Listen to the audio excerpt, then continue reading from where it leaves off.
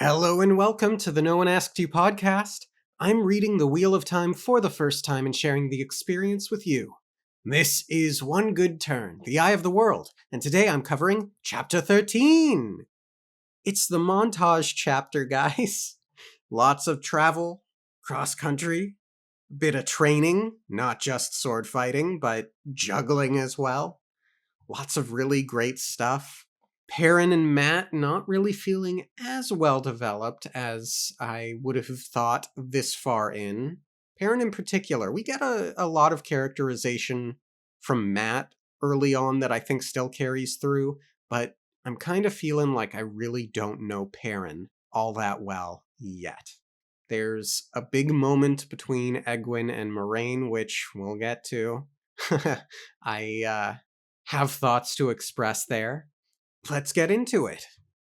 Also, they've been traveling a fair amount now by the end of this chapter, and I know Moraine said essentially that she's not planning on answering questions, or at least specific questions, but I'm surprised that we really don't get at least a few more questions asked of her. Like, why are they after us? That, would be top of my list right now, and they've had the time. They could have asked at this point, hey, look, I don't need to know your motives specifically yet, but just tell me why they are after me. I feel like I have a right to know. It does start to feel like perhaps they've been taken prisoner. All in all, very good chapter. Let's actually get into it now. Moraine uses her magic to help everyone sleep. Rand doesn't want it. He flinches. He's about to say it. Then he feels the tiredness drain out of him. I do have to wonder about the invasiveness of it. Like, does she have a right to do that if he declines? Even Tom, I think, didn't particularly want it. Nevertheless, she insists upon it. And Rand does feel some amount of concern for her in that she cannot do it to herself. Again, speaking, I think, to Rand's goodness, his empathy. They all fall asleep exceptionally quickly, and when he's woken up an hour later, it feels as if he's had 3 days rest. They're traveling along. Rand reflects that he never thought he'd be so far away from home, to which Perrin responds, "In a month or two, we'll be back. Think what we'll have to tell." Matt adds, "Even Trollocs can't chase us forever. Burn me, they can't." So there's a little bit of optimism there. And then Egwene snorts, "Men, you get the adventure you're always prating about, and already you're talking about going home." She held her head high, yet Rand noticed a tremor to her voice, now that nothing more was to be seen of the two rivers. This is the first arguably denigrating thing she says about men writ large, but I'll have that discussion a little bit later. For the moment, I'll just say she still seems to be showing a significant, for me, lack of empathy for the three of them who have been told that the Dark One is after them specifically. Really, I mean, it's very much what Rand had thought in the previous chapter. She chose this. They were forced into it. Anyway, Egwene is very headstrong, and I love the desire for adventure. I love the brave face that she puts on. As Rand had noted, there was a slight tremor to the voice. That's very good. I feel like I'm bagging on her a lot quite lately, and I want to remind everyone, I don't dislike her. I mean, maybe I do a little bit now after the later part. We'll get to that. But I don't significantly dislike her. Moraine and Lan don't comfort them or reassure them, which suggests to me the likelihood that if they do end up getting back to the Two Rivers, it's not going to be for a long, long, long, long time. It takes them a week to get to Baerlon, and I think the bulk of what we get through this chapter is breaking down what happened over the course of that week. Lan is frustrated how slow it's going, but he's the one that sets the pace. And Rand has gotten to know the names of the horses. Mandarb meant blade in the Old Tongue, and Aldib, west wind, the wind that brought the spring rains. The trip is, for the most part, uneventful. In fact, at one point, they all feel fairly confident that the Drogkar lost the trail. Slowly, Rand began to think perhaps they really had escaped. Lan is traveling not on the paths, but near it, loosely following it, not dissimilar to how Rand had gone from the farm to the village. And at one point, they come upon a house and a barn, and there's a bit of a discussion there about how it doesn't look any different from the ones back home, but it must be because they're so far away. That, I think, is a discussion of consequence with regard to widening one's worldview as they grow up and realize that their tiny village isn't the whole world, realizing that we are all humans, even if it were a little different, we're still humans. But they aren't able to get close. In fact, Lan goes out of his way throughout this journey to avoid as many places as possible. They don't see anyone. They're sticking pretty much to uncharted territory as best they can. Lan has taken to training them, particularly with the bow, but also with the great axe and the sword. Matt puts 3 arrows into a knot the size of a man's head, so he's pretty good. Perrin duplicated Matt's feat, and Rand summoning the flame in the void, the empty calm that let the bow become a part of him, or him of it, clustered his 3 where the points almost touched one another. So Rand is uniquely talented, and he's doing what his father taught him, and again, I think there's a degree of magic in it. In the second book in the Sword of Truth series, Richard does something sort of similar. I think he calls it like calling the target, in which when he aims his bow, he focuses, he does this sort of meditative state where he brings the target to him and then he shoots. So this passage reminds me of that. As Lan is doing his teaching, he teaches a mindset thing. Moving the blade is not enough, though some think it is. The mind is part of it, most of it. Blank your mind, sheepherder. Empty it of hate or fear, of everything. Burn them away. You others listen to this too. You can use it with the axe or the bow, with a spear or a quarterstaff, or even your bare hands. Rand stared at him. The flame in the void. That's what you mean, isn't it? My father taught me about that. And then the important line from this interaction, the warder gave him an unreadable look in return. So I get the sense that the flame in the void might be a technique specific to a group or a class of swordsmen. Obviously, his father had a heron sword, so I think Rand may have just inadvertently divulged some sort of impressive lineage, for lack of a better term, in terms of his father's backstory. If any of what I've just said makes sense. It reveals something about Tam to the warder, Lan. Tom tells them stories and juggles, and he's even taken to teaching the kids how to juggle as well. Matt takes to it particularly well. At one point, I think it says he can juggle 4 balls, and that is such a Matt thing. Very likable of him. At one point, Egwene starts unbraiding her hair, or keeping it unbraided. Rand notes it's possibly because that's how Moraine is wearing it. She seems to be forsaking her lineage, speaking of lineage, in a way. She's fully embraced being away. And we even get what I had clued into from that Ravens chapter, this whole wanting to be against something because that's how it has always been kind of a mentality. Rand asks when he notes that she's leaving the hair unbraided, "What are you doing?" She gave him a sidelong look without answering. It was the first time he had spoken to her in 2 days, he realized, since the night in the log shelter on the bank of the Tarn, but he did not let that stop him. "All your life you've waited to wear your hair in a braid, and now you're giving it up? Why? Because she doesn't braid hers?" "Aes Sedai don't braid their hair. At least not unless they want to." "You aren't an Aes Sedai. You're Egwene Alvear from Emond's Field, and the Women's Circle would have a fit if they could see you now." "Women's Circle business is none of yours, Rand al'Thor, and I will be an Aes Sedai, just as soon as I reach Tar Valon." First off, Egwin, I think it's going to take a little bit more than that. I imagine you have to go through a training process.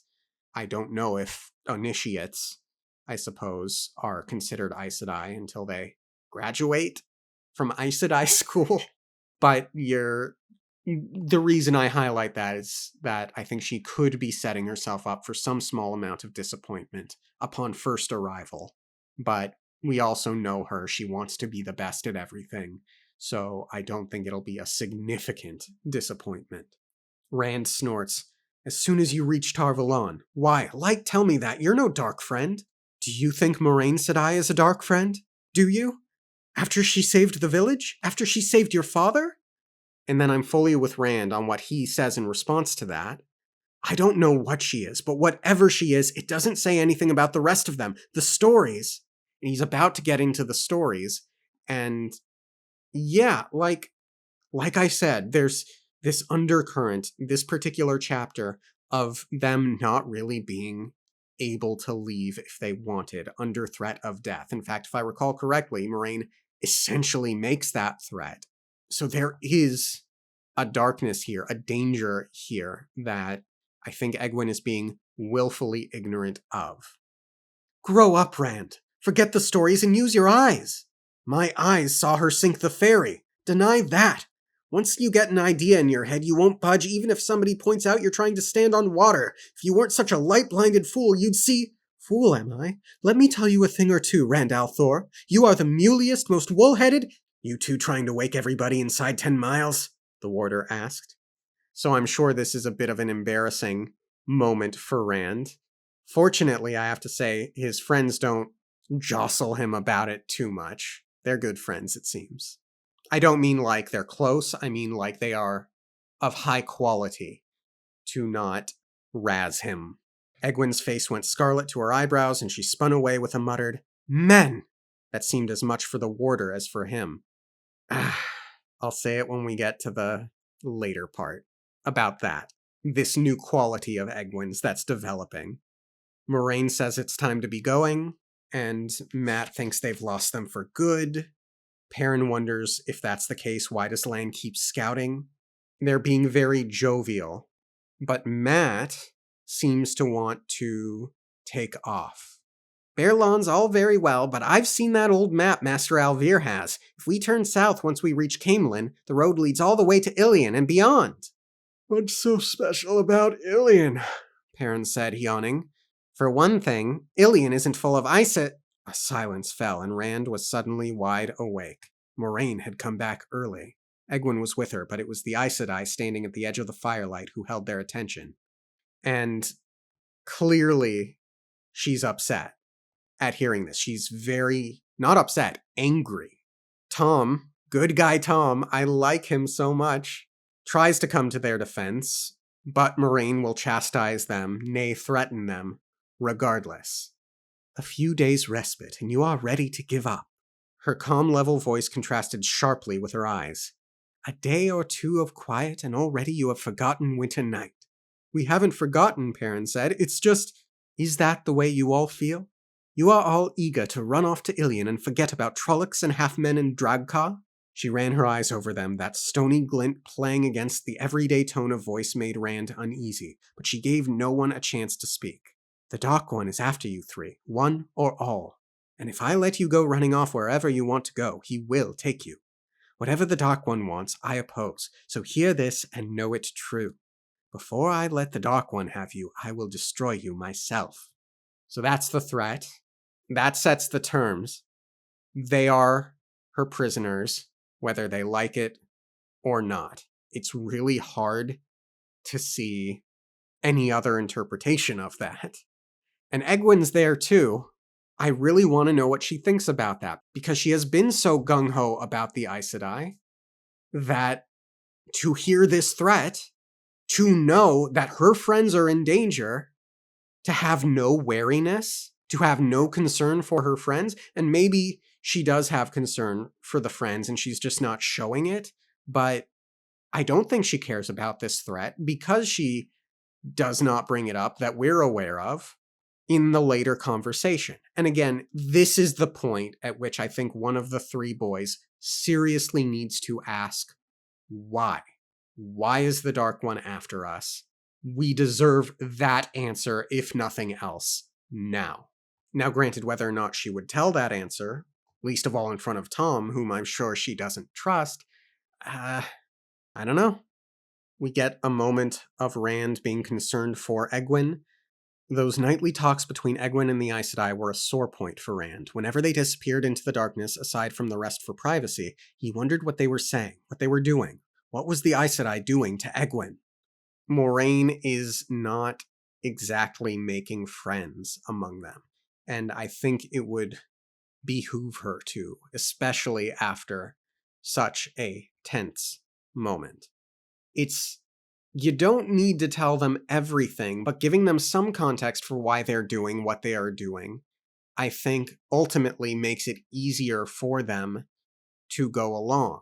I think that would have been the better tactic. Now, granted, she's probably not allowed to tell them, like she was probably under strict instructions, or it is something that is so revelatory, or maybe she just doesn't know. It's possible. I don't think that's the case, but again, I don't know. So he's concerned about Egwene and Moraine. He stays up late one night to eavesdrop on one of their secret conversations. Ask, and if I can tell you now, I will. Understand there is much for which you are not yet ready, things you cannot learn until you have learned other things which require still others to be learned before them. But ask what you will. The 5 powers, Egwene said slowly. Earth, wind, fire, water, and spirit. It doesn't seem fair that men should have been strongest in wielding earth and fire. Why should they have had the strongest powers? We are getting... I want to make it like 2 more paragraphs further, but this is now the 3rd time that we are getting some very specific opinions from Egwene about men writ large. Moraine laughed. Is that what you think, child? Is there a rock so hard that wind and water cannot wear it away? A fire so strong that water cannot quench it or wind snuff it out? Egwene was silent for a time, digging her toe into the forest floor. They were the ones who tried to free the Dark One and the Forsaken, weren't they? The male Aes Sedai? She took a deep breath and picked up speed. The women were not part of it. It was the men who went mad and broke the world. Okay, here's that conversation. For my own personal taste, in 2025 at the time of recording, I am very much sick to death of women good, man bad storytelling and perspective. It's been, I think, very oversaturated, and they're just... it's not a strong belief. The world is much, much more nuanced than that.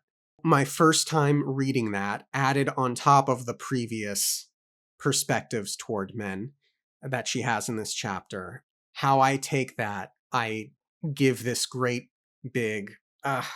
That said, context, obviously The Eye of the World came out a long time ago, so that sort of preceded the oversaturation, I'm sure.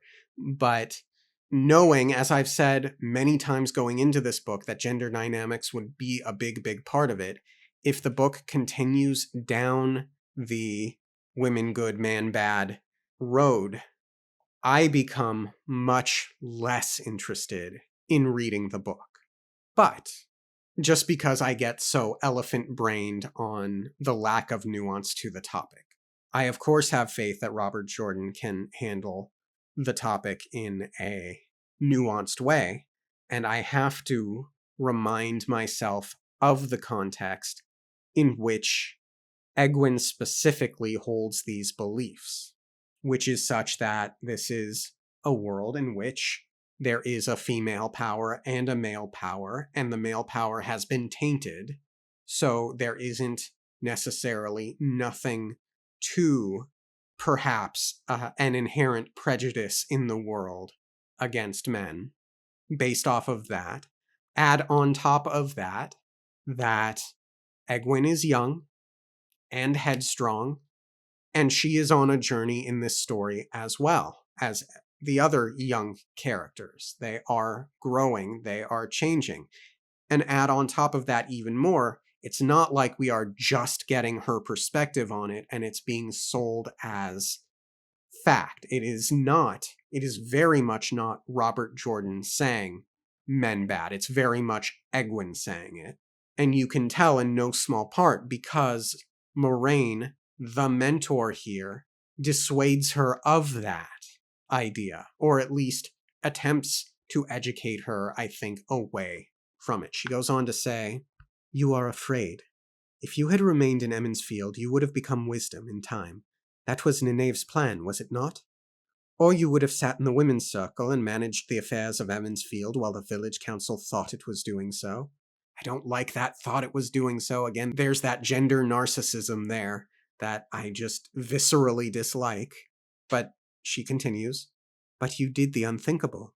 You left Emmons Field, left the two rivers, seeking adventure. You wanted to do it, and at the same time you are afraid of it. And you are stubbornly refusing to let your fear best you. You would not have asked me how a woman becomes an Aes Sedai otherwise. You would not have thrown custom and convention over the fence otherwise. No, I'm not afraid. I do want to become an Aes Sedai. Better for you if you were afraid. But I hope you hold to that conviction. Few women these days have the ability to become initiates, much less have the wish to. Surely never before two in one village. The old blood is indeed still strong in the two rivers." So she has not yet dissuaded the man-bad idea, which is why the very first time I was going through it, I was a touch elephant-brained about it. And we get another mystery about another being born in the village with the power. I wondered if Nynaeve, but we really did get the sense that Nynaeve may be struggling to listen to the wind, therefore it might not be. But Moraine will go on to say, when Egwene asks who, Moraine says, "You must forget I said that. Her road lies another way, I fear." So whoever the other one is, they're probably alive. So it could still be Nynaeve. And maybe she just has a harder time of it than Egwene does.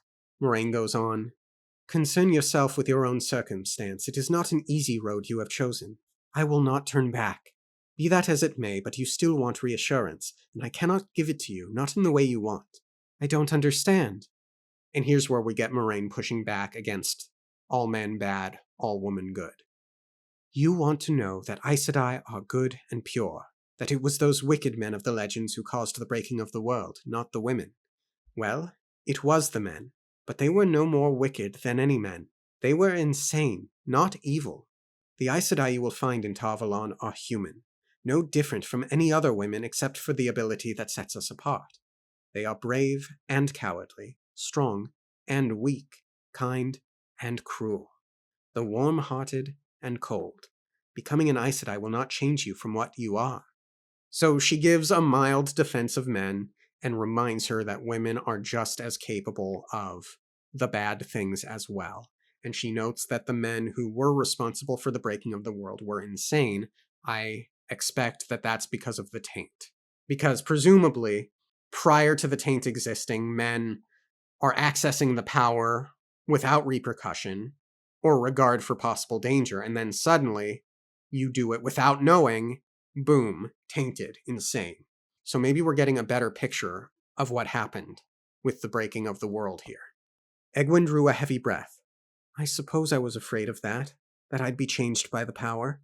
That and the Trollocs, and the Fade, and Moraine," said I, "in the name of the light, why did the Trollocs come to Emmons Field?" So at least she's smart enough to ask, but she doesn't express concern for her friends, though I'm sure that's there. But at that point, Moraine realizes that they're being eavesdropped on. She turns her head. It's a very scary moment for Rand, and he manages to escape. He feels that she probably knows it was him. A moment later, Moraine appeared out of the night, stopping where she could study the slumbering shapes. Moonlight made a nimbus around her. Rand closed his eyes and breathed evenly, all the while listening hard for footsteps coming closer. None did. When he opened his eyes again, she was gone. When finally sleep came, it was fitful and filled with sweaty dreams where all the men in Emmons Field claimed to be the Dragon Reborn, and all the women had blue stones in their hair like the one Moraine wore. He did not try to overhear Moraine and Egwene again. A part of me does wonder if she would have answered the question knowing Rand was there, if Rand had come out. but it's hard to say. I mean, that first conversation Moraine and Egwene had wasn't private, but the subsequent ones have been, so who knows? This chapter really is a doozy. It goes on and on. Moraine seems to be treating Egwene from that point on as if she were in charge of the Emmons Fielders, though they all end up deferring to Lan. And finally, they arrive at Baron. There's a massive log wall, and Rand thinks to himself, it's bigger than Emmons Field, and Watch Hill, and Devon Ride all put together, and maybe Terran Ferry, too. The three of them are staring at awe. Matt exclaims, so that's a city, and Tom Maryland snorts, city. Ha! Moraine asks what Rand thinks, and he says, I think it's a long way from home. Moraine reminds him that he has a lot further to travel. And then we get an affirmation that there isn't much say here for the three of them. Moraine says, you have much further to go yet, much further. But there is no other choice except to run and hide and run again for the rest of your lives, and short lives they would be. You must remember that when the journey becomes hard. You have no choice. Rand exchanged glances with Matt and Perrin. By their faces, they were thinking the same thing he was. How could she talk as if they had any choice after what she had said? The Aes Sedai's made our choices. They could also stay and fight, but they're obviously not prepared for that. Yet. Moraine issues them a warning. The danger begins again here. Watch what you say within those walls. And she gives them a set of instructions to follow, which is good. The interesting thing here is that she says that they don't go by their names here. They go by Alice and Andra. It must be difficult for an Aes Sedai to give a fake name if they can never lie. So I'm curious about the circumstances there. I imagine Lan was doing most of the talking, but nonetheless, that is something I am curious about.